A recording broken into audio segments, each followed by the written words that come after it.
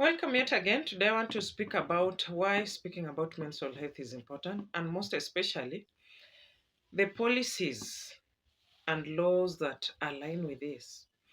Most importantly, today I'll talk about Sustainable Development Goals. Now, famously known as the SDGs, what are they? And how many of those SDGs actually align with menstrual health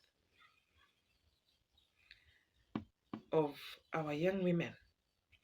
Now, I'll mention about 7 SDGs that align with menstrual health.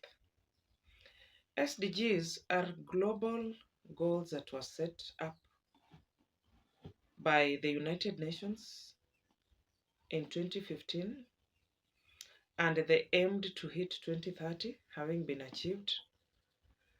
And they were aimed to promote a sustainable future and to promote development of communities like ours. Now, SDG number 1 is good health and well-being. Our young women, every young girl being born out there, should be assured of access to quality and good health and quality healthcare.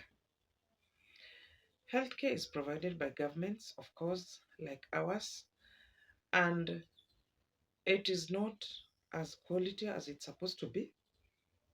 However, it's supposed to address menstrual disorders and reduce stigma around menstruation. And this can only happen if our young girls are empowered, they are taught, they are told, when you're going through this is how it should be. The second development goal, that is goal number 4, is quality education. Now, how many of our young girls are getting quality education? We can say not a good number. And Sustainable Development Goal number 4 requires us that we speak about menstrual health so as to impact quality education. That is by ensuring school attendance of our girls, that our girls are always in school, and that we reduce on absenteeism. Thirdly, I want to talk about SDG number 5, which talks about gender equality. Tackling period stigma and improving access to menstrual products empowers women, both old and young, and even our girls. And this ensures that menstruation is not a barrier to participation in work, society activities. And in this, we always encourage our girls that this is the time that you need to be as intact as possible when you're going through this cycle. Those are the times that you really want to wrap up and be warm and be as intact as possible. Participate in activities. Let life go on as normal. Don't let it hamper you or hinder you from achieving your goals. Fourthly, SDG number 6 on clean water and sanitation. Now, during this time, I want to encourage all girls out there and women that stay dehydrated by drinking water, by ensuring that your body is in the best shape possible, getting the best diet that you can, and it should be the right one. And also, ensuring that your sanitation is at its all-time high. Now, how can you do this? By having, it depends with a person, probably a cold bath. Another one needs a very warm bath. Bodies change one person from the other. So work with what works for you best.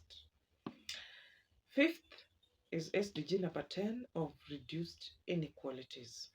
Now, menstrual health awareness reduces inequalities of gender, poverty, and access to healthcare. Now, imagine a society where menstrual health is normal. We can easily and freely speak about it,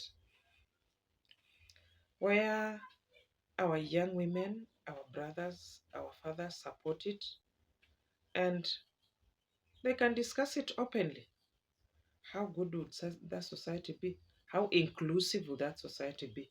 Socially, it would really be inclusive to the point of treating menstruation as a human rights issue. Thank you. And the last two I'll discuss in our next episode.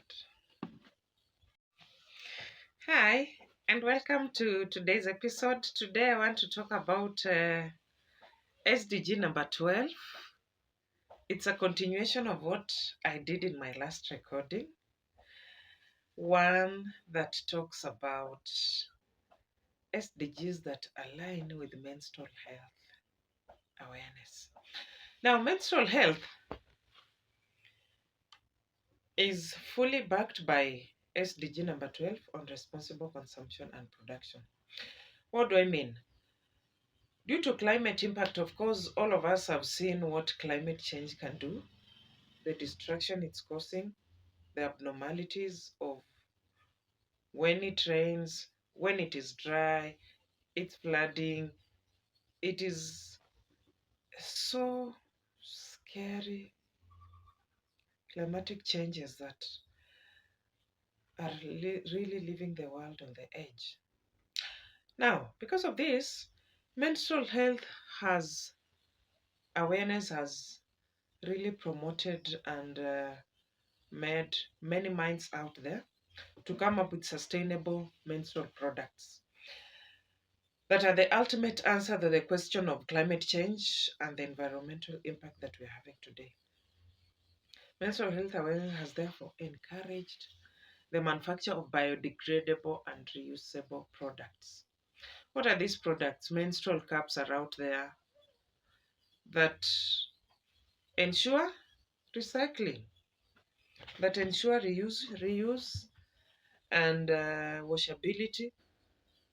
And this makes it, one, affordable, saves on money in the future, and also makes them quite popular with our young girls in school who can't afford purchasing a pad or disposable menstrual products every other day. So, ours is to, one, encourage our government